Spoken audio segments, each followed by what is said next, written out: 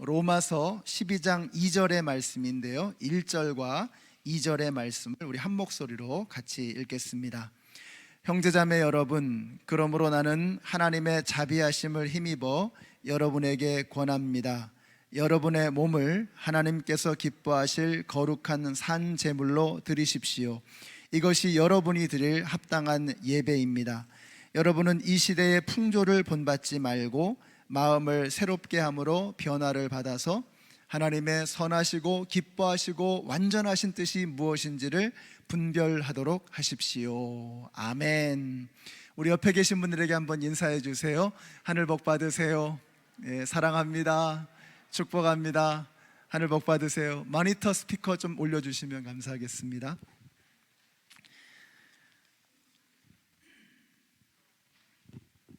로마서는 11장까지 그리고 12장부터 이렇게 둘로 나누어졌다라는 말씀을 드렸습니다. 자, 그런데 오늘 우리가 읽은 이 말씀은 마치 두 개의 커다란 바위 틈 사이에서 자라나는 피어나는 꽃과도 같다 하는 생각이 듭니다. 그 꽃의 이름이 뭐냐? 아버지의 사랑입니다. 지난 시간에 우리는 그림자가 아니고 몸을 드려야 한다라는 말씀을 살폈습니다. 우리에게 몸을 드리라고 말씀하실 수 있었던 이유는 하나님께서 먼저 우리에게 몸을 내어주셨기 때문입니다. 하나님이 세상을 이처럼 사랑하사 독생자를 주셨으니, 하나님께서 우리를 위해서 외아들을 내어줄 수 있었던 이유는 하나입니다. 하나님께서 세상을 이처럼 사랑하시기 때문에. 세상이라고 하니까 너무 막연하고 너무 크게만 거리가 느껴지잖아요. 그 세상 대신에 내 이름을 넣으면 딱 맞을 것 같습니다. 하나님께서 해길이를 이처럼 사랑하사 독생자를 주셨으니, 여러분의 이름을 넣어서 한번 읽어보세요. 여러분, 하나님께서 저와 여러분에게 이렇게 사랑하심으로 당신의 몸을 내어주신 것입니다. 지난 한 1, 2년 동안 사이에 우리 교회의 성도님들 결혼식이 꽤 많았습니다. 주예, 경아, 태호, 그레이스, 브랜든, 이분들이 결혼식을 올렸습니다. 결혼식의 클라이막스를 저는 결혼 서약이라고 생각합니다. 제가 신랑 신부에게 이렇게 물어봅니다. 그대는 기쁠 때나 슬플 때나 건강할 때나 병들었을 때나 부유할 때나 가난할 때나 그 어떠한 경우라도 이 사람을 아내로서 또 남편으로서 사랑하고 존중하며 도와주고 보호하며 일정한 부부의 대의와 정조를 굳게 지키기로 서약하십니까? 근데 가만히 생각해 보면 굉장히 부담스러운 서약입니다. 남편에게, 아내에게 자기 자신을 다 내어주겠다라고 하는 약속이잖아요. 우리가 평생을 살면서 이렇게 부담스럽고 심각한 약속을 할 일이 뭐가 있겠습니까? 근데 결혼식에서는 그 약속을 하는 거예요. 근데 제가 그렇게 많은 주례를 섰지만 이게 부담이 돼가지고 주저하는 사람, 고민하다가 다시 생각해 보겠습니다. 아직은 안 되겠습니다. 다행히 이런 사람을 한 분도 본 적이 없습니다. 이 부담스러운 서약을 부담 없이, 아니 막 감격스러워서 막 입을 다물지를 못해요. 너무 좋아서 네 하면서 대답하거든요. 그렇게 할 수 있는 이유가 무엇입니까? 사랑하니까. 사랑하니까 이 부담스러운 서약이 부담이 아니라 감격이 되는 거예요. 그렇다면 여러분에게 제가 다시 질문합니다. 너희 몸을 하나님이 기뻐하시는 거룩한 산 제사로 드리라. 여러분, 이 말씀이 부담스러우십니까? 제가 이게 두 개의 돌틈 사이에 껴있는 피어있는 아름다운 꽃이다라고 표현한 이유가 바로 여기 있습니다. 이게 결혼식의 클라이막스예요. 결혼 서약을 하는 거예요. 신랑 되시는 예수님과 신부인 교회가, 성도가 결혼 서약을 하는 것입니다. 너는 너의 몸을 줄 준비가 되어 있느냐라는 것입니다. 어떤 사람에게는 이게 너무 쉽고 어떤 사람에게는 이게 너무 부담스럽습니다. 사랑하면 너무 쉬운 것이고요, 사랑이 없으면 너무 힘들어지는 것입니다. 그러니까 문제는 뭐예요? 마음에 달리는 거예요. 마음에. 그 마음이 어떠한가? 그래서 바울은 너희 몸을 드리라고 말하고 나서 바로 이렇게 말씀하고 있습니다. 여러분은 이 시대의 풍조를 본받지 말고 마음을 새롭게 함으로 변화를 받으십시오. 마음을 새롭게 함으로 변화를 받으십시오. 마음에 달려 있는 거거든요. 사랑하는 마음이 있으면 너무 쉬운 거예요. 사랑하는 마음이 없으면 너무 어려운 거예요. 너무 괴로운 거예요. 그래서 마음의 변화를 받으라고 말씀하고 있는 것입니다. 자, 그래서 두 가지가 필요합니다. 첫째, 이 시대의 풍조를 본받지 말라고 하셨어요. 우리의 마음은 이 시대의 풍조로 가득 차 있습니다. 그도 그럴 것이, 우리가 예수님을 영접하기 전에 우리는 이미 세상의 가치관으로 쪄들어 있었거든요. 가치관이라고 하는 것은 사실상 우리로 치면 고등학교를 졸업하기 전에 아마 거의 결정이 될 겁니다. 자, 그런데 우리 중에 고등학교 이전에 예수님을 영접하신 분은 얼마나 있겠으며, 영접했다고 한들 정말 예수님을 내 인생의 주인으로 확실하게 모시고 예수님을 중심으로 가치관을 새롭게 한 사람이 몇이나 있겠습니까? 그러니까 우리는 예수님을 믿었다고 하면서도 여전히 예수를 믿기 전에 그 가치관을 가지고 살아가고 있는 것입니다. 자, 그렇기 때문에 우리가 바깥으로는, 겉으로는 주님을 사랑합니다. 제가 예배 시간에 우리가 은혜를 받고 이제 제가 예수님을 중심으로 살아가겠습니다, 이렇게 결단을 해도 월요일부터는 엉뚱한 삶을 살아가는 이유가 무엇입니까? 우리가 얄팍한 이 표피적인 수준에서는 예수님을 영접했는데 깊이 있는 그 가치관까지 예수님이 내 삶의 중심이 되지 못하신 것입니다. 그래서 말씀하시는 거예요. 너희의 마음이 새로워지기를 원한다. 너희의 가치관이 새로워지기를 원한다. 이 시대의 풍조를 본받지 말고 너희의 마음이 새로워져야 한다는 거예요. 그래야 우리 예수님하고 혼인 서약을 확실하게 맺을 수 있다는 거예요. 그래야 우리의 몸을 주님 앞에 드릴 수 있다는 것입니다. 여러분, 이 시대의 풍조라는 게 뭘까요? 우선 이런 거죠. 천국이 어디 있어? 천국이. 지옥이 어디 있어? 죽으면 다 끝이지. 이게 바로 세속주의거든요.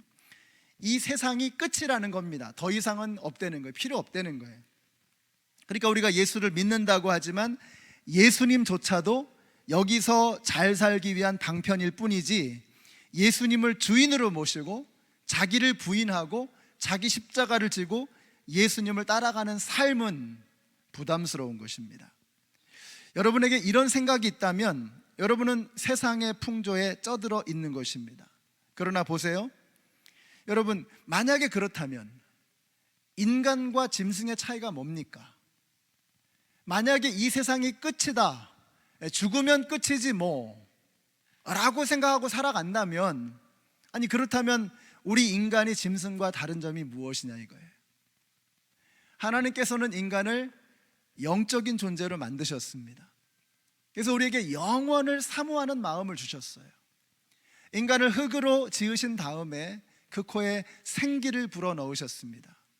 우리는 영혼을 가진 영적인 존재입니다. 그러므로 만약에 저와 여러분이, 그리고 우리 자녀들이 이 세상이 끝이지 뭐 여기서 잘 살면 돼, 천국이 어딨어, 지옥이 어딨어, 이러고 끝나버리는 인생으로 마친다면 그건 짐승과 다를 바가 없는 것입니다.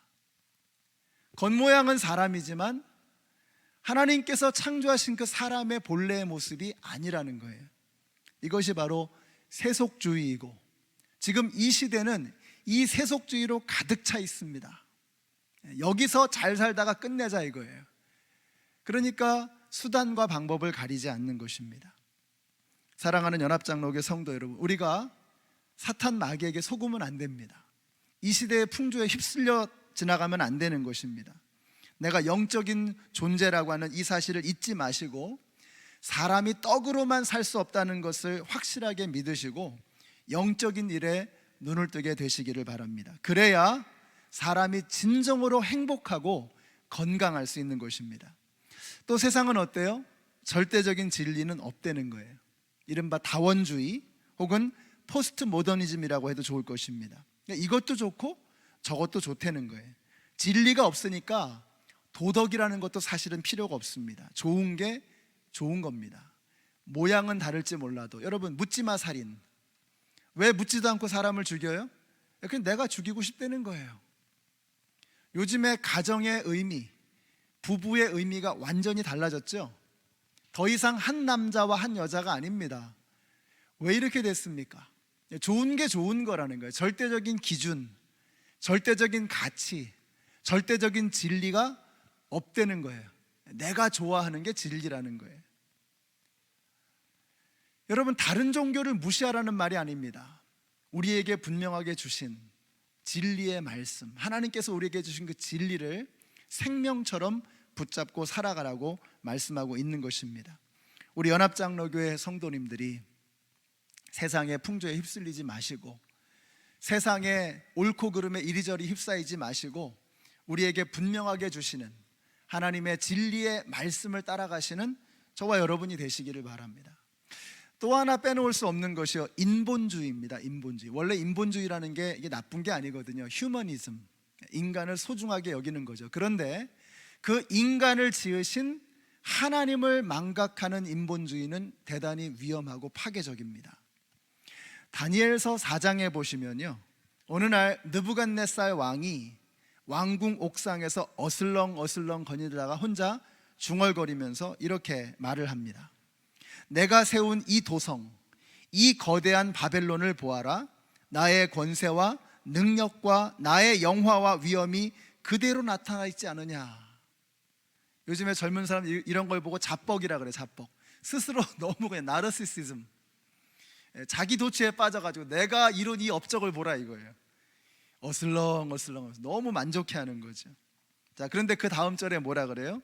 이 말이 왕의 입에서 채 떨어지기도 전에. 저는 이 표현이 너무 멋있죠. 왕이 이러고 얘기하고 있는데, 자뻑하고 있는데, 이 말이 왕의 입에서 떨어지기도 전에 뭐예요? 하늘로부터 내려오는 하나님의 말소리가 들렸다는 거예요. 느부갓네살 왕아, 너에게 선언한다. 왕권이 너에게서 떠났다. 너는 사람 사는 세상에서 쫓겨나서 들짐승과 함께 살면서 소처럼 풀을 뜯어 먹을 것이다. 그림을 한번 보시겠어요? 18세기의 화가, 영국의 화가죠. 윌리엄 블레이크의 느부갓네살 왕 그림입니다. 미친 겁니다.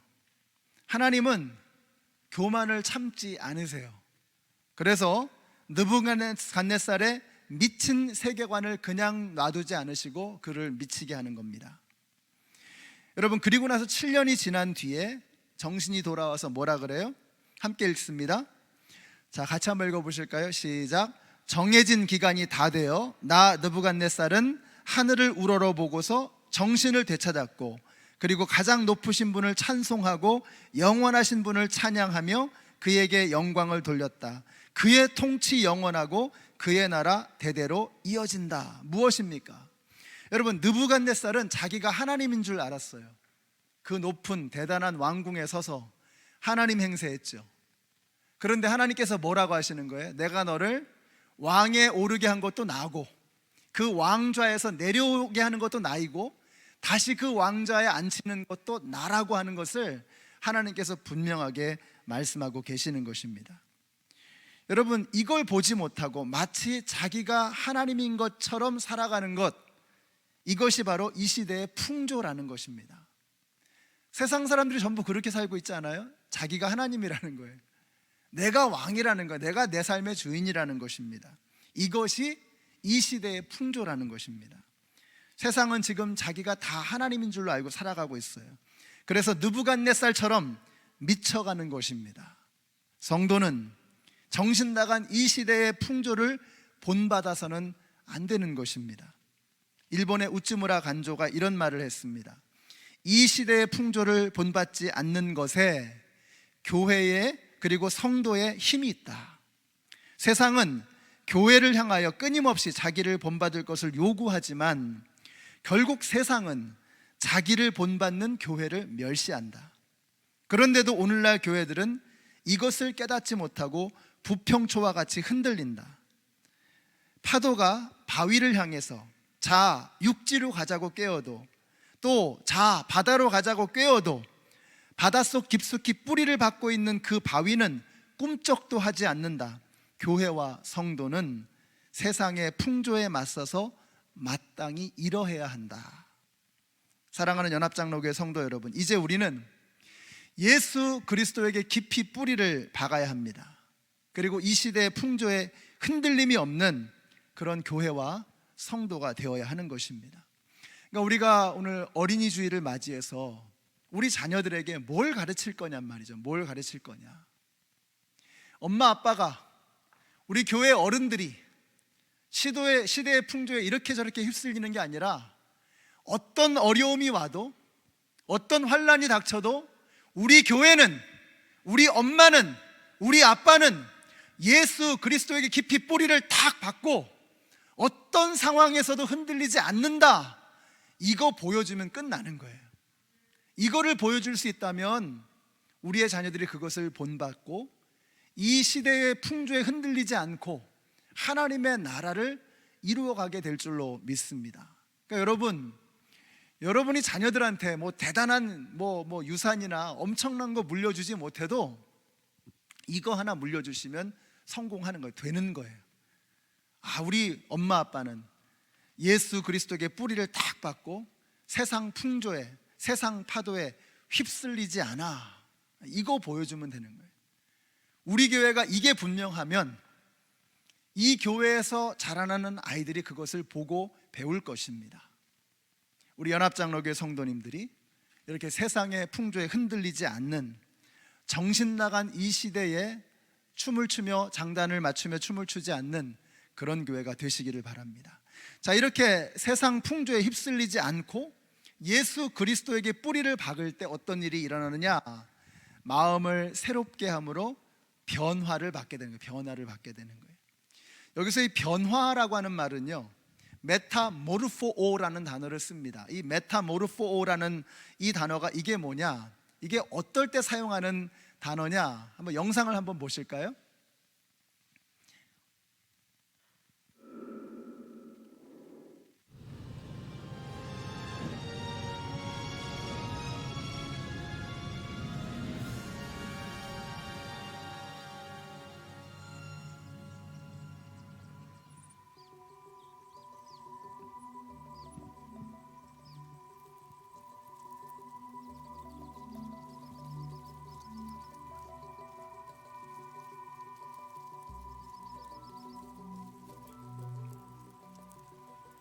애벌레죠.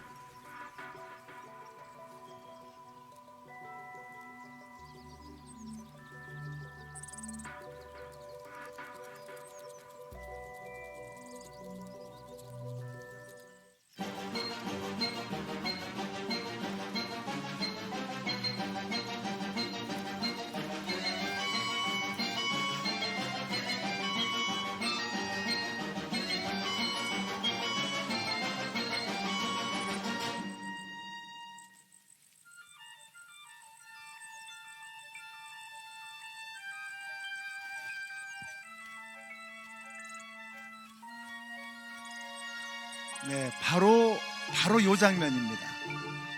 자, 요거를 설명하는 단어가 메타모르포오라는 단어예요. 그러니까 볼품없는 애벌레가 화려하고 아름다운 나비로 변화되어지는 거, 요게 메타모르포오라는 바로 요 단어가 캐치하는 그 의미예요. 신약 성경에 이게 4번이 쓰이거든요. 복음서에 예수님께서 변화산에서 변화되시는 그 모습, 메타모르포오입니다.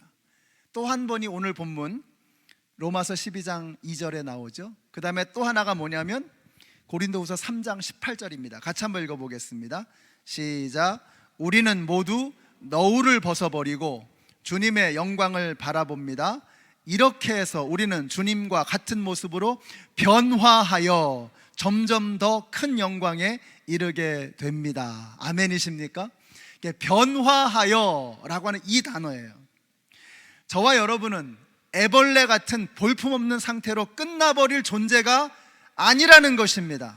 우리는 너울을 벗어버리고 예수 그리스도를 닮은 그런 모습으로 변화되어질 것이다 라고 우리 하나님께서 말씀하시는 거예요. 때로는 이게 너무 느려가지고 도대체 내가 변화되고는 있는가 하는 의심이 들 때가 참 많습니다. 나는 도대체 언제나 변화되려나? 나는 언제쯤 주님을 위해서 내 몸을 드리는 것이 아깝지 않으려나? 여러분, 이런 생각이 들 수 있습니다. 그러나 아무리 느리다고 할지라도 주님께서 이미 그 놀라운 변화를 우리 안에서 시작하신 것을 믿으시기 바랍니다. 우리 주님께서 이미 우리 안에서 그 놀랍고 선한 일을 시작하고 계신다는 거예요. 그럼 우리는 그냥 구경만 하고 있으면 되는 것이냐? 그렇지 않습니다. 우리가 해야 될 일이 있는 거죠. 때로 우리가 주님께서 우리를 변화시키기 위해서 고난을 사용하십니다. 400년 동안 쩌들어 있었던 그 노예 근성을 변화시키기 위해서 하나님께서는 40년 동안 광야를 걷게 하십니다. 지난 1년 동안 우리는 코로나라고 하는 재앙을 겪고 너무나도 힘들고 어려운 시간을 지금 지나가고 있습니다. 너무나 고통스럽고 힘겹습니다. 그러나 어쩌면 이 과정을 통해서 하나님은 우리의 교만과 우리의 아집을 깨뜨리고 계시는지도 몰라요. 우리는 우리가 믿음이 좋은 줄 알았죠. 근데 이렇게 조그만 것에도 쉽게 흔들리는 우리의 모습을 보지 않습니까? 우리는 우리가 대단한 줄 알았죠. 근데 눈에도 보이지 않는 이 바이러스 때문에 세상이 멈춰 있잖아요. 우리가 이렇게 아무것도 아닌 존재라고 하는 우리의 교만과 우리의 고집과 우리의 착각을 깨트리시는 하나님의 손길인지도 모른다는 거예요. 우리가 모르는 사이에 주님께서는 우리를 이렇게 바꿔가고 계십니다. 우리가 그렇게 교만했지만 우리의 모습을 주님께서는 계속해서 지속적으로 바꿔가고 계시는 것입니다. 우리는 어떻게 되느냐? 우리가 구경만 하는 것이 아닙니다. 하나님께서 변화의 바람을 일으키고 계십니다. 우리는 그럼 뭘 해야 되느냐? 이제 우리는 닻을 올리고 돛을 펴야 되는 것입니다. 그래서 우리가 이제 변화의 항해를 시작해야 되는 거예요. 우리가 바람을 불게 할 수는 없잖아요. 하나님께서 바람을 불게 하시면 우리는 닻을 들어 올리고 돛을 펴서 이 변화의 항해를 시작하면 되는 거예요. 바람을 부는 일은 우리가 할 수 있는 일이 아니에요. 하나님께서 바람을 불게 하시는 변화의 바람, 성령의 바람을 지금 불어넣고 계세요. 우리는 닻을 들어 올리고 돛을 펴서 이제는 이 변화의 항해를 우리가 시작해야 하는 것입니다. 여러분, 라오디게아 교회에 주님께서 하신 말씀 기억나시죠? 볼지어다 내가 문 밖에 서서 두드리노니 누구든지 내 음성을 듣고 문을 열면 내가 그에게로 들어가 그로 더불어 먹고 그는 나로 더불어 먹으리라. 주님은 얼마든지 문을 부수고 들어오실 수 있지만 그러나 그렇게 하지 않으셨어요. 신부의 마음이 새로워지기를 원하는 신랑의 마음처럼 문을 두드리고 계시는 거예요. 우리가 어떻게 해야 돼요? 우리는 문만 열면 되는 거예요. 이미 변화의 놀라운 시작은 주님께서 이루신 것입니다. 그 주님의 일에 우리가 반응하기만 되는 것입니다. 하면 되는 것입니다. 너희 안에 착한 일을 시작하신 이가 그리스도 예수의 날까지 이루실 줄을 우리가 확신하노라. 이미 하나님께서는 우리 안에서 그 변화를 시작하셨습니다. 변화의 바람, 성령의 바람이 이미 불고 있어요. 이제 우리가 할 일은 세상 풍조에 쩌들어 살던 그 생각에 머물러 있는 것이 아니라 인생의 닻을 들어 올리고 인생의 돛을 펴서 이 변화의 항해를 시작하는 것입니다. 더 이상 세상 풍조에 쩌들어 사는 게 아니라 이제는 움직이기 시작해야 된다는 것입니다. 이 항해를 시작해야 되는, 그러면 그리스도 예수의 날까지 우리 주님께서 우리를 끝까지 이끌어 주실 줄로 믿으시기 바랍니다. 사도 바울은 이게 너무나 확실해서 그 모든 것을 배설물로 여길 수 있었어요. 고민이 없는 거죠. 그렇지만 우리들 대부분은 이 시대의 풍조와 새로운 마음, 이 둘 사이에서 계속해서 저울질을 하고 있습니다. 시대의 풍조를 따라가는 것이 득이 될 것이냐, 새로운 마음으로 주님 한번 믿어봐, 이 마음 속에서 우리는 계속해서 헤매고 있는 거예요. 그럼 우리가 어떻게 해야 될 것이냐는 거예요. 우리의 마음속에 있는 이 두 가지 생각 중에 우리는 어떻게 해야 될 것인가 하는 거예요. 자, 여러분의 머릿속에 두 마리의 짐승이 있다고 한번 생각해 보십시오. 하나는 더럽고 추한 생각이고 또 하나는 거룩하고 성결한 생각입니다. 이 두 마리의 짐승이 여러분의 머릿속에서 서로 싸우고 있어요. 자, 어떻게, 여러분, 어느 쪽이 이길까요? 더러운 생각이 이길까요? 깨끗한 생각이 이길까요? 어느 쪽 짐승이 이기겠습니까? 누가 이겨요? 여러분이 어느 쪽으로 먹이를 주느냐, 여기 달려 있는 거예요. 여러분이 자꾸 더러운 생각 쪽으로 먹이를 주잖아요. 그러면 더러운 짐승이 커지겠죠. 여러분이 거룩하고 아름다운 그 짐승에게 계속 먹이를 주잖아요. 그러면 그 거룩하고 아름다운 짐승이 커지겠죠. 여러분 안에 세상의 풍조를 따라가고 싶은 마음과 주님을 따라가고자 하는 새로운 마음이 서로 씨름하고 있습니다. 어떻게 해야 될까요?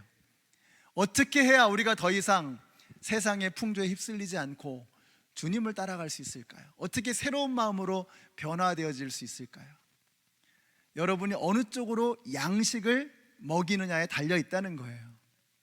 저는 여기 계신 우리 연합장로의 성도님들이 시대의 풍조라고 하는 더러운 짐승에게 양식을 먹이는 게 아니라 주님을 따라가고자 하는 새로운 마음에 양식을 먹일 수 있는, 그래서 여러분 마음속에 커다랗게 이 아름답고 거룩한 생각이 자라나서 주님을 따라갈 수 있는 그런 마음이 되시기를 우리 예수님의 이름으로 축원합니다. 그러려면 어떻게 해야 우리의 그 깨끗하고 거룩한 마음이 양식을 먹을 수 있겠습니까? 하나님의 말씀이죠. 하나님의 말씀을 멀리하면 우리는 별 수 없습니다. 계속해서 시대의 풍조를 따라갈 수밖에 없는 거예요. 하나님의 말씀을 가까이 하면 풀은 마르고 꽃은 시드나 우리 하나님의 말씀은 영영이 서리라. 이 진리의 말씀, 하나님의 말씀을 딱 붙잡고 하나님의 말씀으로 내 생각을, 양식을 먹이면 우리는 마음의 변화를 받고 주님을 따라갈 수 있는 힘과 능력과 용기가 생기게 되는 것입니다. 우리 연합장로교회 성도님들이 세상의 풍조 말고 새로운 마음으로 주님을 따라가는 우리 모든 성도님들이 되시기를 바라요. 그러려면 말씀을 먹으셔야 돼요. 말씀을 매일 아침마다 새벽마다 하나님의 말씀을 먹고 하루를 시작하는 거예요. 매 주일마다 하나님의 말씀을 먹고 한 주를 시작하는 것입니다. 이렇게 하나님의 말씀으로 내 영혼이 채워질 때 내 안에 거룩한 생각, 새로운 마음이 계속해서 자라나게 되는 것입니다. 또 은혜의 자리를 사모하고 자꾸 나와야 돼요. 여러분이 영상으로 예배 드리는 것이, 이게 우리가 지금은 부득이한 상황이지만 이게 정상은 아니거든요. 그러니까 백신을 다 맞으셨으면, 건강이 허락하시면 함께 나오셔서 은혜의 자리에 가까이 나오셔서 예배를 드리기 시작해야 돼요. 그 이외에 다른 어떤 생각, 게으름이라든지 나태함이라든지 이런 것이 내 예배를 가로막고 있다면 그것을 떨쳐버리고 이번 주부터 마음을 새롭게 하시고 주님의 은혜의 자리로 달려 나오시는 여러분들이 되시기를 바라요. 오늘부터 시작하십시다. 오늘부터. 우리가 평생은 계속 못할 수도 있잖아요. 그죠? 우리가 평생 그 결단을 어떻게 계속 하겠습니까? 그리고 어떻게 평생 살면서 한 번도 지지 않고 무너지지 않는 일이 어떻게 일어날 수 있겠습니까? 그러나 오늘 하루는 할 수 있잖아요. 그렇게 하루하루를 살아갈 수는 있잖아요. 그래서 오늘 내가 시대의 풍조를 따르지 않고 새로운 마음으로 주님을 따라가리라. 오늘 하루하루를 그렇게 살아가는 것이, 그런 하루하루들이 쌓여서 나의 삶을 만들어가게 되는 것입니다. 하나님의 은혜가 우리를 새롭게 할 것입니다. 하나님의 말씀이 우리를 새롭게 할 것입니다. 그래서 여러분, 하나님의 말씀으로, 주님의 은혜로 우리의 마음이 새로워지게 되시기를 바라요. 오늘 말씀을 마치겠습니다. 제가 이 로마서 12장 1절과 2절의 말씀을 묵상하면서 자꾸 제 마음속에 드는 생각은 이 탕자의 아버지, 그 아버지의 마음이 자꾸 생각이 나는 거예요. 왜 그런지 모르겠어요. 이게 어떻게 딱 부러지게 설명하기가 참 어려운데 왜 자꾸 그 아버지의 마음이 자꾸 생각이 나는지. 그 아버지에게는 아들이 둘이 있었잖아요. 하나는 집을 나간 탕자, 또 하나는 집 안에 있는 탕자 아니었습니까? 둘 다 아버지로부터 마음이 멀어져 있기는 마찬가지였어요. 그 아버지로부터 마음이 멀어져 있는 거예요. 그래서 아버지에게 자기 자신을 다 내어주기를 그들은 모두 거부하고 있었던 거죠. 그들은 그림자만을 주고 있었던 것입니다. 근데 아버지의 마음은 뭐예요? 내가 너희들의 그림자가 아니라 난 너를 원해. 난 너를 원해. 아버지는 날마다 눈물을 흘리면서 집 나간 자식을 기다리고 집 안에 있는 그 집 나간 자식을 또 기다리는 거예요. 저와 여러분이 그 둘 중에 하나가 아니겠습니까? 집을 나간 자식이든 집 안에 있는 탕자든 우리가 아버지에게 마음을 드리지 못하고 있는 거예요. 아버지에게 내 소마를 드리지 못하고 있는 거예요. 우리는 전부 그림자만 주고 있는 거예요. 아버지는 그 집에서 얼마나 마음이 찢어졌을까. 동구 밖에서 기다리는 그 아버지의 눈물은 집 나간 자식만이 아니라 집 안에 있는 마음을 잃어버린, 마음이 굳어버린 그 자식을 향한 아버지의 눈물이기도 했을 것입니다. 저와 여러분이 어느 쪽이든 상관없어요. 어느 쪽 집 나간 자식이든 어느 쪽 탕자든 간에 우리 연합장로교회 성도님들이 마음이 새로워져서 메타모르포, 우리의 마음이 새롭게 변화되어져서 이제는 초라한 애벌레의 모습이 아니라 하나님 앞에 모든 것을 다 드리고자 하는 새로운 마음으로 변화되어져서 이제는 우리의 마음을 드리고 우리의 몸을 드리고 주님 앞에 나의 전부를 드리는 것이 이제는 부담이 아니라 우물쭈물하고 내가 드릴까 말까 고민하는 게 아니라 신랑과 신부가 서로에게 서약할 때 네 라고 대답하는 것이 기쁨의 감격의 환호성인 것처럼 제가 주님 앞에 저를 드리기를 원합니다 하는 이것이 고민거리가 아니라 감격과 기쁨이 될 수 있는 저와 여러분이 되시기를 우리 예수님의 이름으로 축원합니다. 기도하겠습니다. 하나님 감사합니다. 우리의 마음이 주님을 향하지 못했고 주님 앞에 내 삶을 드리는 것이 너무 부담스럽고 너무 힘겹고 너무 거추장스럽고 너무 어려운 일이라고 하는 그런 세상의 꼬임 속에 사탄 마귀의 유혹 속에 우리가 헤매며 지금까지 살아왔습니다. 오늘 어린이 주일을 맞이하여서 어린아이가 엄마에게 아빠에게 모든 것을 다 내어 던지며 엄마 아빠의 품에 안기는 것처럼 오늘 이 로마서 12장 1절과 2절의 이 말씀을 통해서 우리를 향해서 두 팔을 활짝 열고 계시는 우리 아버지의 사랑을 만나는 저희들 되게 하여 주시옵소서. 너의 몸을 드리라고 하는 이 주님의 말씀은 우리의 것을 빼앗아가고자 하는 탐욕스러운 아버지가 아니라 두 팔을 벌려서 어린아이들을 끌어안는 우리 예수님의 품이요 아버지 하나님, 집 나간 자식들을 향한 아버지의 마음인 줄로 믿습니다. 오늘 그 아버지를 향해서 그 주님을 향해서 어린아이와 같이 마음껏 달려가 주님의 품에 안기는 저희들 모두가 되게 하여 주시옵소서. 예수님의 이름으로 기도드렸습니다. 아멘. 우리 함께 일어나셔서 찬양하시겠습니다. 우리 예전에 저희 찬양팀에서 여러 차례 불렀던 찬양인데 그래도 아마 여전히 여러분에게 좀 생소할지 모르겠습니다. 근데 찬양의 가사가 너무 좋아요. 찬양이 너무나 파워풀합니다. 그래서 이 찬양 가사를 생각하시면서 한번 부르시면서 어린아이와 같이 아버지께 내 삶을 맡기는 그런 고백을 함께 하기를 원합니다.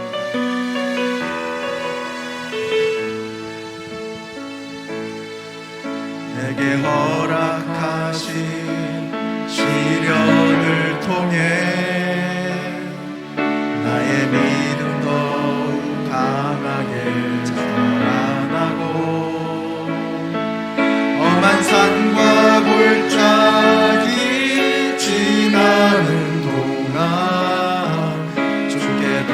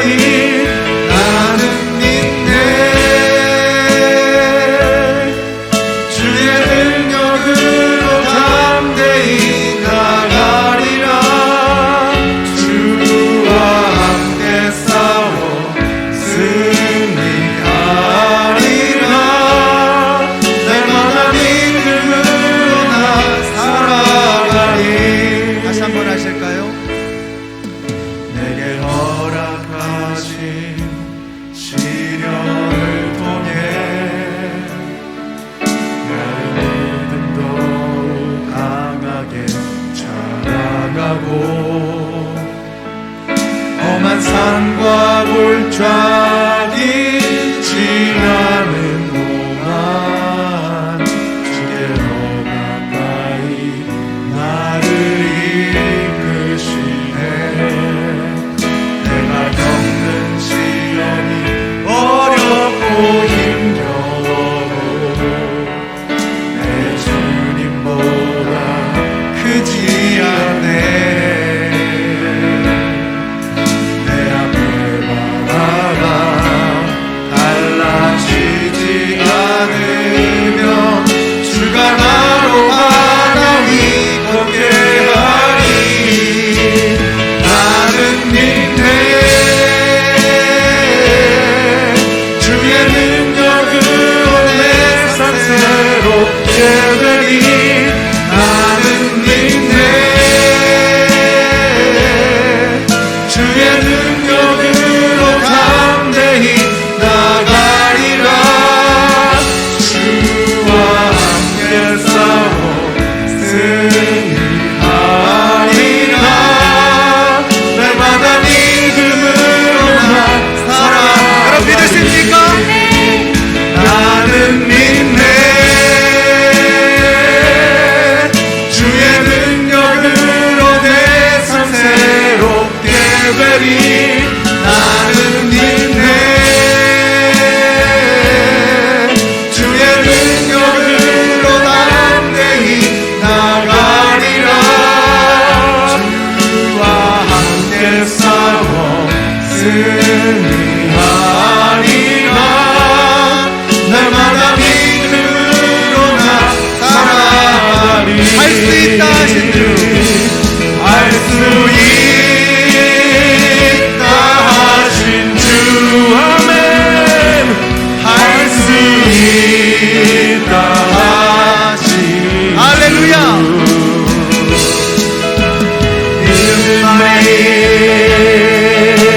믿음만이 능력이라 하시네. 믿음만이 믿음만이 능력이라 하시네. 할 수 있다 하신 주, 할 수 있다 하시네. 여러분 이 시대의 풍조를 본받지 말고 마음을 새롭게 함으로 변화를 받아 예수 그리스도에게 뿌리를 받고 이 시대를 이겨나가십시다. 믿음만이 믿음만이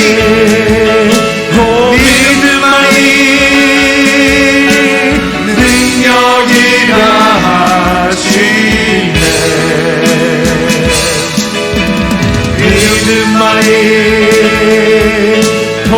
믿음만이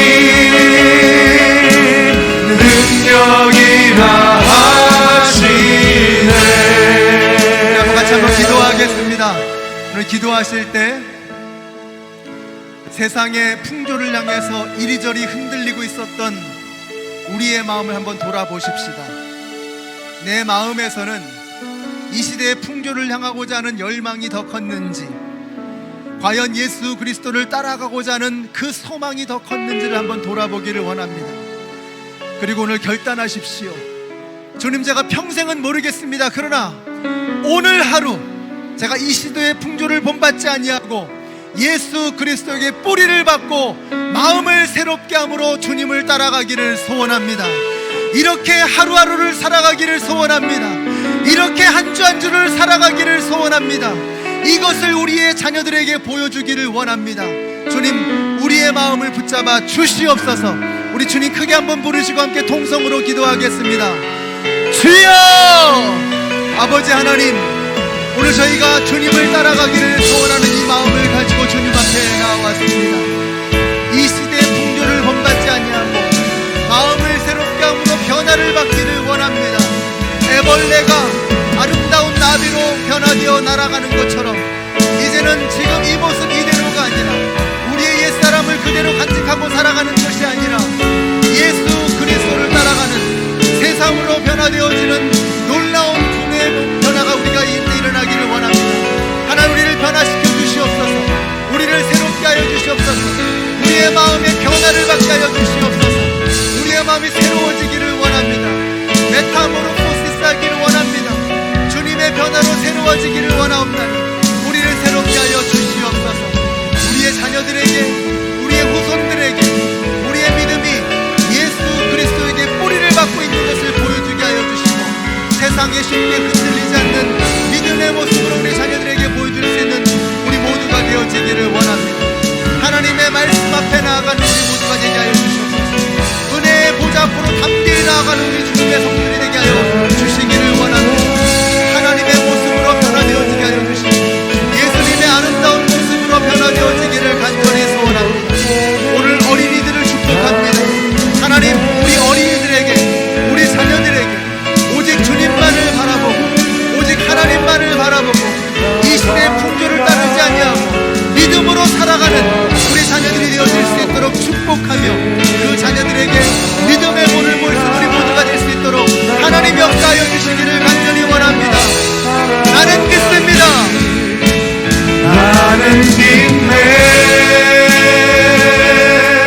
주의 능력으로 내 삶 새롭게 되리. 나는 믿네. 주의 능력으로 담대히 나가리라. 주와 함께 싸워 승리하리라. 날마다 믿음으로 나 여러분, 믿음 예수 그리스도에게 있으십니까? 나는 믿네. 예수 그리스도에게 뿌리를 받고 세상에 흔들리지 않는 믿음으로 일어서십시다. 새롭게 되리.